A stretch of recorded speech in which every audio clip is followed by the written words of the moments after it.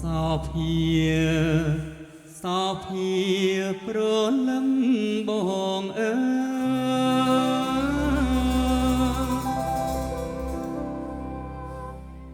បងមកវិញហើយ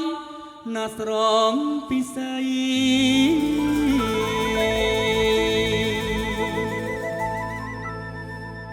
ទុកតូចយើងមួយទុកនៅ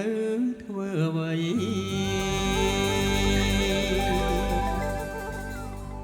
មកចំឡងប្តីឃ្លានបាយណាស់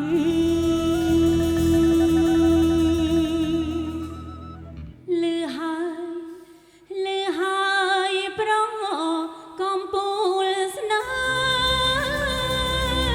ថាក្លើមកអូ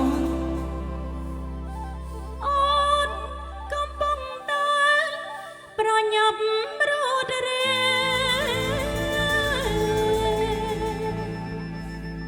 ឆាប់ឡើង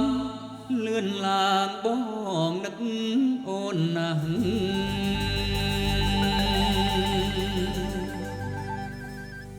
អូនក៏ដូចឆ្នាំដែលណាលោកប្តីបងហេអូននេះដូចហៅខុសឈ្មោះហ៎ខុសតា អូហេភាសិនមក មិនមែនបងទទួលជោគជ័យ ជោគជ័យណាស់អូនណា សប្បាយចិត្តណាស់